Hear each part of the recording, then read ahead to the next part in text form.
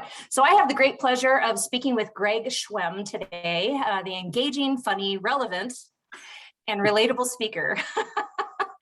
You watched my demo, obviously. I did. To talk about his upcoming session at SHRM 21, Is It Okay to Laugh? So Greg, thank you so much for being with me today, and on a Sunday, no less. Yes. So I'm super excited to learn more about you and your session at SHRM 21. Mm-hmm. Well, I'm excited to be there. I mean, this has been like 3 years in the making, Kai, to tell you the truth. I submitted back, I believe in 2019. I was confirmed for 20.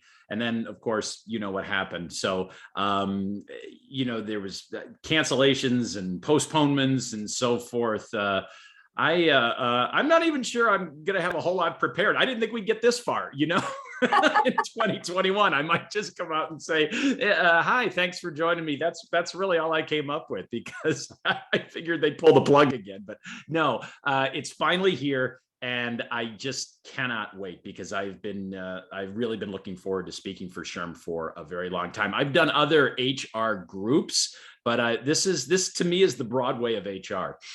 Wow. Okay. Well, now I do have a question about that before we get into other questions. So what is it about HR that attracted you to SHRM?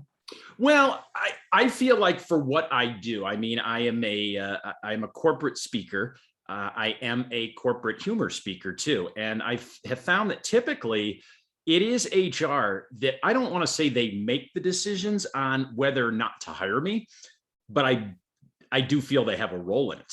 And it's really important for me to explain to them what I do, because I think there are a lot of misconceptions about integrating humor into a corporate event or just a corporate environment. And that's really what this presentation is about. And I thought it would be nice to deliver that presentation in front of who I call the gatekeepers. And that's not an offensive term. That's just I do feel like human resources, though, I have to get them on my side and let them know that it is important to add humor into the work environment. So this is a chance for me to do that, both live and in a virtual setting. That's fantastic. So talk to me a little bit. Where did you start your career, and how did you make that transition into corporate comedy? Yeah, I was a journalist way back in a different life. That was what my college degree was in, and I was working in journalism. I was a newspaper and a TV reporter. Had been dabbling in stand-up comedy since I was 16. That was really the first time I got on stage, and it was always a hobby for me. And when I was working as a journalist, it became more than a hobby. And eventually I decided, as I say, I eventually decided I liked entertaining people more than depressing them, which is what I was doing. I hate to say it, every night as a journalist, particularly a television journalist, because you were on the air live telling about what horrible thing happened in South Florida, which is where I was based. Mm-hmm. So I decided to quit my job and give it a whirl as a stand-up comedian, as a club comedian per se. But eventually I transitioned into doing corporate shows. I started doing a lot of material in my comedy club act about computers and learning to work a computer. And it was really resonating with people. And they would come up to me afterwards and say, can you come down to our office and do that bit about being on hold with tech support, that kind of thing. And I started getting asked to speak at these types of events. And I didn't, honestly, full disclosure, I didn't even know these events existed. When you work in a journalism environment, when you work in a newsroom, you don't know about that there's a 3-day offsite meeting that some company is having. That was totally foreign to me. And I started getting hired by these companies. And I realized that I kind of had a knack for making them laugh at themselves, whether it was just getting on their website, learning about what they did, and then having some good-natured fun with them. I've always said that I think there's a very fine line between having fun with an organization and belittling them. And once you cross that line, forget it. And it's your fault. It's your fault if you cross that line. It's not the audience's fault. It's my fault. So I always think I've been very good at knowing not to cross that line. So eventually I just transitioned my entire presentation and really my entire career into the corporate sector. And that's what I've been doing for the past 25 years. Wow, that is quite the transition. So when you're thinking about corporate comedy, and you had mentioned earlier about some misconceptions about humor in the workplace, what are some of those misconceptions or some of the biggest challenges that you've noticed? Well, I think everybody has a bad experience. I think or had a bad experience. I can't tell you, and unfortunately, uh, it affects all of us who work in my environment. I always get we had a comedian 2 years ago, and we specifically told him not to talk about this, and wouldn't you know, he went out and did it. Or we took everybody to I just read this on a message board. We took everybody to a comedy club. Bad idea, by the way. If you're thinking about doing that in a corporate sector, don't. All right, stop thinking about it.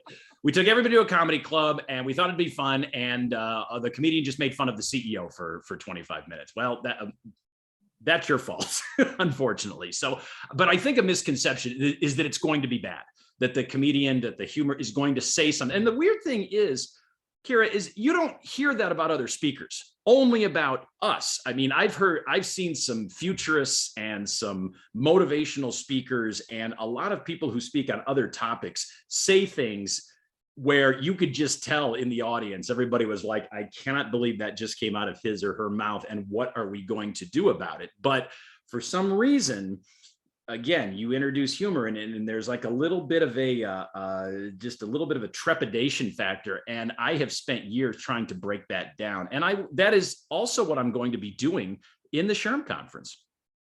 Awesome. So then why do you think that humor, maybe in general in the workplace, or specific to, bringing in a comedian to a special event or going to a comedy club, why do you think humor has gotten a bad rap in the corporate world? Because of just different incidences that have happened. Somebody said something that offended somebody, or then they had to apologize and things like that. There's all those things you can, some of the biggest comedians in the world have had to go on apology tours because of something they said. And that's becoming more and more prevalent. I'm not saying it's becoming more prevalent that comedians are saying things, but I think it's becoming more prevalent that people are getting offended or think they're getting offended. I can't really explain why that is. I think we've become a very sensitive society to a lot of things. Obviously, we want everybody to be happy. That's what the job of a human resources person is. Am I right? Sort of. Okay. Am I going in the right direction? You're not. It's not false. That's a big chunk of my message next weekend, by the way.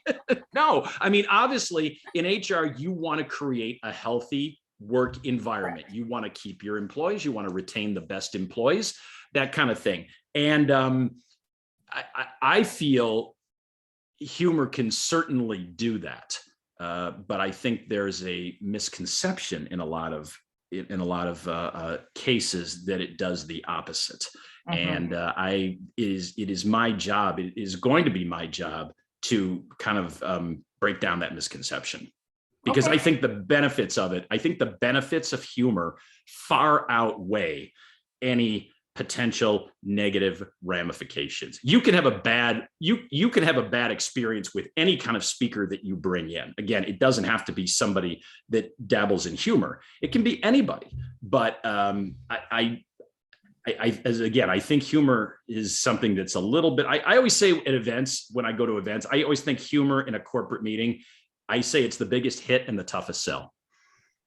I have to all my clients, I have to assure them, just trust the process, trust me. I'm not going to tick anybody off. And then when it happens, everybody walks away and go, man, did we need that?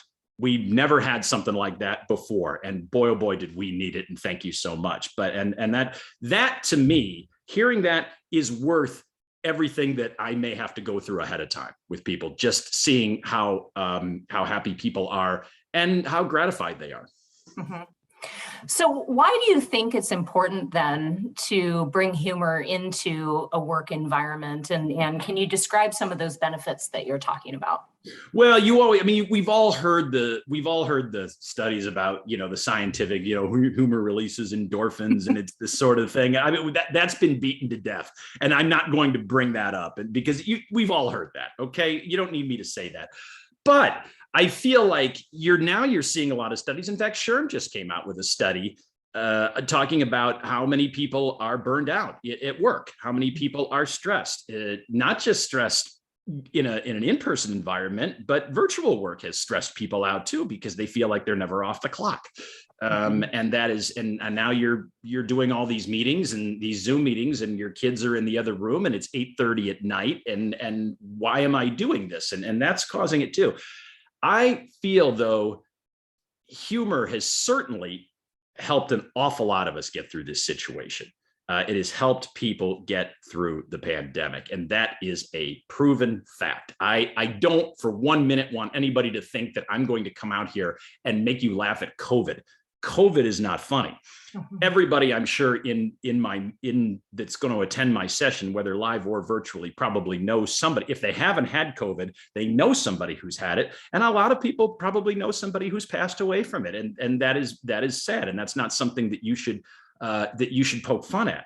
However, there's an awful lot of stuff that we have had to deal with as a result of COVID that we certainly need to laugh at. I believe you can find humor in any subject, even if you're not making fun of that subject. I mean, I'm talking virtual school. I'm talking the Zoom meetings that we've done. I mean, all of this kind of stuff. I mean, what's a fun event for people? We all drink online. Why aren't we doing that, by the way? I was going to say, a holiday I do have weekend. water here, which my virtual background you can't see, but I promise it's water and not vodka. Okay, good. I usually have like 3 or 4 beverages depending on how the Zoom meeting is going. Everything from smart water to those airport bottles of tequila. Yep.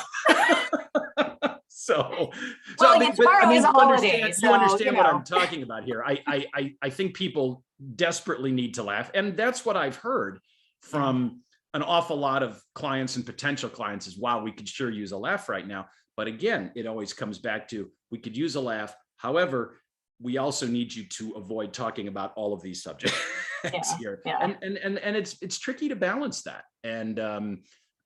But it's a challenge that I embrace. And I want my clients to know that I'm embracing it. Yeah, I think that's a great observation. And you took the words right out of my mouth when you said you can find humor in just about any subject. I totally agree. And I've heard it from my coworkers, my colleagues, my employees that I work closely with. Everybody says, man, if there's something funny and you get a good belly laugh, man, I needed that. It just feels really good. And it does bring some levity back into the workplace. So can I add something? Yeah, and can I add something to that? I think prior to the pandemic, humor was in somewhat of a very, somewhat of a precarious situation, because again, the idea of we have to make sure everybody's happy and we can't offend anybody, we can't even go down a certain path, that was becoming very prevalent. And it used to be when I would be pitched for shows, or people would be looking at me as a possibility, and sometimes they'd hire me and sometimes they'd pass. And it was the reasons that they passed that were a little puzzling to me. A lot of times I would get, Greg, we'd really like to have you, but we're not a funny organization. I was getting that a lot. And the other one I was getting was, this is not a good time for us to be laughing. And honestly, I used to say, well, okay, I'll check back with you next year, maybe for your 2019 meeting. If you passed on me in 2018, maybe you'll consider me for 2019. Honestly, I'm starting to push back a little bit on that. And for a couple of reasons. Number one, when you say we're not a funny company, yeah, you are. Your company is made up of people, and there are some very funny people in every company. I don't care what you do. I don't care if you design widgets for the space shuttle. There's some hilarious people that do that. And I don't care how dry it is. So it bothers me, but it bothers me more when people say it's not a good time for us to be laughing, because honestly, I don't think that's one person's decision to make. And I think saying, think about how strange that sounds. We shouldn't be laughing as I said in the title of the presentation, you can't cancel laughter. You can't do that. You can't say we're not laughing right now. That just sounds weird, don't you think? Yeah. Yeah, and I was going to say, like, I have found, whether it's in my own life or in things that are going on in our organization, it's when things are the most stressful or the Yes. most, depressing or whatever the situation is. That's when you need laughter the most. Yeah. I'm going to be speaking on the anniversary of September 11th. That is my presentation. Yep. And I can honestly say after 9/11, so that was 2001, Yep. I did pretty well. My schedule was pretty full, and that was the reason. I did well after the market implosion of 2008, because basically what I realized was when times are good, people want to laugh. When times are bad, they need to laugh. Yeah. That's so there really is so again, going back to now's not a good time for us to be laughing. It's always a good time to be laughing. Agreed, 100%. So I'm going to go in another direction for just a second. We'll come back to Sherm. But as I was researching a little bit about you, and I mentioned this to you a little bit ago, you also have a TV series called A Comedian Crashes Your Pad. So what led you to start that show, and what is the premise? Well, the premise is I got very fascinated a few years ago with the home sharing market. The Airbnbs, the VRBOs, Verbo, I think they call themselves now. I was intrigued with the idea of who opens up their home to strangers. And it has to be a very interesting person who can do such a thing. I mean, it's one thing to be an Uber driver and pick up strangers. I mean, you throw them out eventually. They will be kicked out of your car. But to live with them with no vetting whatsoever. Just, oh, you want to come stay? Okay, perfect. Except, you've been approved. Have you been approved? I always love that when they say you've been approved. You don't even know me. So, I mean, I couldn't do that. I can stay at those places. I couldn't let anybody into my house. It's not for everybody. But I am a people person. That's how I get material. That's how I write. I have to be out talking to people. In Vegas, you are not going to see me in my hotel room. You will. I mean, I'll be in my hotel room prepping for the presentation, but after it's over, I will be out somewhere and if it's just me eavesdropping on your conversation, so what? That's how I write material. And so I thought, well, as long as I'm going to be in all these cities doing corporate gigs, why not take an extra day, find somebody who's kind of interesting, an interesting profile, interesting property. I didn't look for the most lavish or the most expensive. I wanted somebody who sounded unique. It was almost like, if you were ever to online date, you look for somebody with an interesting profile. Kind of the same thing. That's what I was looking for. And I went and would stay with them for a night and film my encounter. And I thought, well, this would be just a fun thing to put up on social media. But the more I did it, the more I thought there's really something here. And I started doing more episodes. Eventually the episodes got a little longer. Eventually I brought in a crew. Eventually we got a few people that are interested. We're kind of in right now we're pitching to it. Right now it's back on all my social media channels, but we're pitching to some other people who are interested. And I'm shooting a new one. Here's the latest. I'm shooting one in San Antonio next month. I'm going to be doing my presentation for a group of funeral home directors, and no, that is not a joke.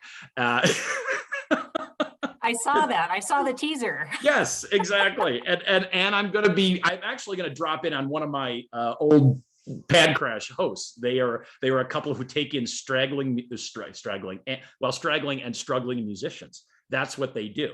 I don't know how they landed on me, but they were just the most delightful couple. And I'm going to go back. And I'm also hoping to find somebody who has taken in some of an Afghan refugee, because Texas, a lot of them are landing in Texas, and I'm intrigued with that too. So will that be funny? No, but the funeral home bit will be hilarious. I guarantee you. I have no doubt. That is awesome. Yeah, very funny episodes. I was actually really enjoying those. So now you also have a couple of books that are published. So tell us a little bit about that. Yeah, my first one I published, I mentioned the market meltdown of 2008. And yes, I was doing a lot of shows, but I also had some downtime like everybody else. So I wrote my first one called Text Me If You're Breathing. Observations, Frustrations, and Life Lessons from a Low-Tech Dad. And I wrote that because my children were starting to get to the age where they were becoming very intrigued with things like cell phones and social media and so forth. And this was all completely foreign to me. And I thought there's a lot of humor in here. And I started just writing about all my experiences, trying to stay one step ahead of them. So that was how Text Me If You're Breathing was born. And then I wrote another one called The Road to Success Goes Through the Salad Bar. And anybody who attends my presentation on Saturday, live or virtually, I'm going to offer a free audio download of that book. The Road to Success Goes Through the Salad Bar is probably more for HR people, because I will tell you how I came up with that title. Is I was talking to one of my clients after a show, and he was talking about hiring people. And he said, I wish I could observe all my candidates at a salad bar. And I go, because? And he said, because if you watch people at a salad bar, you really get an insight into their personalities, into how they approach everything, how quickly they make decisions. Do they, are they prepared? Do they move quickly? Are they wasteful? Do they thumb their nose up at everything? And are they ready when they get to the end of the line with their money and so forth? And I'm first, I'm listening to him and I'm like, that's really kind of a cool analogy. And then I wrote a column about it, because I write a biweekly column for the Chicago Tribune Syndicate. And then I thought that could be a great book title. So the book is really more business related. And that's just one chapter. The Road to Success Goes Through the Salad Bar, but I've also got a lot of chapters on things people like to laugh about in business, whether it's virtual meetings, whether it's the off-site meeting, whether it's the online job interview, all of that. I wrote a chapter on if our forefathers used social media to write the Declaration of Independence, how would that have come out? So so those are all, it's just funny business stories that were a little too long to make it into my live presentation. Okay, gotcha. So let's bring this back to the SHRM annual conference. Sure. You'll be presenting in Las Vegas. I will. This coming Saturday. Mm-hmm. And you know that your audience will be primarily HR professionals. Yes. So why do you think your message is relevant to that audience? Because as we talked about at the beginning, I do believe they are in some respects the gatekeepers. I think they are the most hesitant of including humor at an event. And that's not to say that they're not funny people. The shows that I've done for HR people, they are great. They are, when they all get together, they're hilarious. And I think that's true of anybody. I think you can take the funeral home. I had a friend who used to do concessions at McCormick Place. And he said, when the National Funeral Home Directors, Funeral Home Association was there, he goes, these people are out of their minds. So he goes, I don't care how much liquor I ordered. It was never enough. And he goes, they were great. They were just really fun. And I found the same thing with HR. And yet at the same time, they have to go back to their companies and they have to, again, ensure that everybody is, that they are promoting a good work environment. This presentation, I want people to know, if you're thinking about it or if you're on the fence, you will laugh. You will laugh harder than at any SHRM presentation. I don't even know what most of them are. And I still believe you're going to laugh harder. You won't, maybe Michael Bolton and Patty LaBelle, maybe you won't laugh. Maybe they'll make you laugh harder. I don't know, but you will laugh. However, if you're coming to see a straight stand-up show, that's not what you're going to get. Because yes, I'm going to make you laugh. It is my goal to show how easy it is to make the human resources, make you laugh at HR. Because that's what I do. What people hire me to do is they want me to entertain them about what they do. They want me to customize. So there will be a lot of customization in there. But the presentation is also going to be thought-provoking. I hesitate. I dare say it'll probably be a little controversial too, because I don't think everybody's going to agree with me. But I want to hear that. I want to hear the discussions. I want to hear people say, how are we going to make sure everybody's happy? Or how can we guarantee that you're not going to be that guy that we hired 4 years ago that we're still all recovering from, and which caused me to almost lose my job? I'm not sure I have a definitive answer for that, but what I want people to do is I want them to go away and I'm going to give them some suggestions on how to incorporate humor, whether it's live or virtually, into their events, and into not just into their events, but into their normal work environment. Whether you agree with them or want to try them or not, that's up to you. But I want to at least throw it out there. And I also am going to give you a lot of examples of how humor has helped businesses come back from the brink of extinction. And that's throughout the years. That's great. So in my experience, and you just touched on this, that people do make assumptions about HR, that we're there to bleach the workplace, cleanse the workplace of all evidence of fun and laughter. Right. Why do you think that is? Well, I think just like people have had a bad experience sometimes with a comedian, I think there's an awful lot of people who've had employees who've had similar experiences with HR, or they said something that they thought was perfectly harmless, and next thing you know, they have to either they've been called down to HR, or they have to justify it in front of HR, or somehow HR got involved. And when you're an employee, you obviously do not want to tick off HR. You don't, do you? No. No, you don't. Thank you. I want to make sure I'm not saying anything that's erroneous here, but you don't. Now, obviously, every company needs human resources people. You can't have the Wild West at your organization, that's for sure. But so you have to have those. You have to have those ground rules. But don't you think HR gets a bad rap sometimes? Absolutely. And that's been my experience. And, and sadly, that's the experience, because I think there's probably a relatively small number of HR professionals that have maybe created, those bad experiences for employees. When I'm new to an organization, that's one of the things that I have to work on the hardest is, they don't have to be afraid of me. They don't have to, when I walk in, if everybody's laughing, they don't all of a sudden have to not laugh, and it, more often than not, I'll join in and I'll say something and I get these looks like, you can say that? You're HR.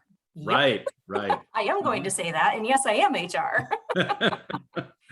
And maybe that's it. Maybe that's part of the solution right there, is you have to, it's your personality that kind of dictates how the company responds. It's sort of like, I always say, I used to coach my kids in Little League, and, you always see some obnoxious Little League parents. And I always thought that the parents kind of took their cues from the manager. And this was even at a small, if the manager was ultra competitive and annoying, it seemed like all the parents were the same way. Whereas if you had a manager, not that I'm putting myself in the fun manager category for Little League, but I thought I was pretty laid back and had fun with the kids and just tried to make sure that they were smiling all the time. And I found that the parents, for the most part, few bad apples every year, but I found that the parents kind of gravitated towards that, and they kind of took on that same attitude. And I think the same thing is probably true in HR. If you can foster a fun work environment, even though the underlying, it's like, don't push it. That's kind of the same way. That's kind of the tack that I have to take. Most of the companies that I work for, they have that attitude. They're like, have some fun with us. We are okay laughing at some of the things that didn't go well, but don't make that a good example. McDonald's. I did a show for McDonald's years ago, and they had just had one of the biggest flops. They had a sandwich called I think it was called the Arch Deluxe. Okay, I don't know if you remember this. All it was it was just a hamburger with. It was like lettuce and tomato on one half of the box and the burger and the bun on the other half, and you just folded it over. That was it. And I know it was a hamburger with lettuce and tomato, but they made this huge campaign, and it tanked. Don't know why, but it tanked. And they hired me. They had a bunch of meetings coming up, and they told me, they said, okay, we realize the Arch Deluxe didn't go well. They go, we don't mind a few jokes about it. Don't push it. Like, don't do 10 minutes on it. And I said, that's fine. And I think I basically just said one little thing about it. And then I moved on, and they were great. And people laughed because that's kind of what they were thinking all along. And here comes a guy that's not from the organization to kind of remind them that, hey, you're not going to succeed all the time. That was basically the message was that, okay, it's okay. Laugh at your failures and move on. And I have found that most companies, they like that. That's what they want, because I think, again, they want their employees to laugh. They want them to see that it's okay to laugh at the bads as well as the goods. And why not? So, and I think, so, yeah, go ahead. Oh, I was just going to say, so then what do you think HR professionals can do within their organization to foster that spirit of fun and laughter? Well, I think you have to kind of almost let your employees drive it. You can bring up suggestions. I suggest that one of the things that I say is for a team building project is that you put people of different age groups, different generations together with one another and have them come up with a funny presentation, or a funny theme or something like that. Because a lot of times what's happening right now is you get people who are in their 50s who think, oh, it's no big deal to say that at work because I've been doing it since when I started here in 1978, you could say that. I don't know what the difference is now. I'm still at the same office. And yet you have not even millennials, but maybe the Gen Zs, the internet generation, like, no. That's not cool. Put them together. Have them work together, have them find a common denominator of what they think together is funny. And that's one of the things that I'm going to suggest. And it could be, as I said, it could be a 1 minute sort of almost like a Snapchat type of a clip, just something. Let them work together. Let them find out. Everybody has a sense of humor. My sense of humor and your sense of humor might be very different, but I know we can both laugh at the same thing. We just might have to talk about it a little bit. I also believe in starting, maybe if you're the CEO, maybe you start every day with some sort of a funny movie clip, or you let people, give me the funniest 1 minute movie clip that just makes you laugh no matter how hard you've seen it, how long you've seen it. And now, again, you could run into something from an R-rated movie that somebody said. So that could be a problem. And that's something that has to be addressed too. But I think most people would shy away from that. And they'd say, okay, this John Hughes movie, this scene in, Ferris Bueller's Day Off makes me laugh really hard all the time. And then discuss why. More than anything, I think, humor brings people together, just like good music can bring people together. But you can have different opinions about it, but eventually you're going to find something you agree on and that you can laugh at together. And I think that's what's missing sometimes in the corporate workforce. What do you hope, I guess, will be the biggest number one takeaway that the audience will take with them back to their workplaces after your session? Not to be afraid of humor. I think not to be afraid of comedy. Just like all of my presentations, I want them to leave and go, that was really fun. That was a great way I think I'm like the last presentation before everybody hits the town. Not that HR people are going to hit the town. I'm sure they're just right. You're just going to go back to your room. Yeah, we're very boring. Answer emails and go to bed about 8:30, right? Yeah. Totally. Yeah. Yeah, exactly. I've read the message boards. I just want people to go away and say that was, we did get some good ideas from this guy. And obviously I would love to come to any company and talk about it, either make you laugh or talk about, I during COVID, I wrote a presentation called You Can't Cancel Laughter. And it's a little bit more serious. It's a little bit more of what you're going to see at SHRM. But you're never going to see me just do a flat out serious presentation. There's always going to be humor in it because I couldn't do it any other way. Yeah, that's awesome. And is there anything else that you'd like people to know about you or your session? That's a very good question. What do they want to know about me? Just that I think know that you're going to see a comedian and that you're going to get a different perspective. I mean, I said that just a few minutes ago, but this is not going to be a typical SHRM presentation because of number one, the subject matter, and number two, the guy that's doing it. I think that's what I want people to know about it. And even if you're tuning in virtually, and I know it's Saturday and you may have to spend your, a Saturday afternoon, but I guarantee you, you're gonna hear you're also gonna get some surprises, things you never thought about. That's great. Greg, thank you so much for spending time with me today. If people would like to connect with you, what is the best way for them to do that? That would be gregschwem.com. So GregSchwem.com. And, my website has all sorts of video clips. I think it's important, if I could end to this, I put an awful lot of video out there because I want people who are interested, they need to see something. You can't, again, that's another thing that I think gets people in trouble is they're like, well, we heard this guy was funny, or one of our employees has a brother that did comedy, so we thought, what the heck? And those are where those horrible stories begin.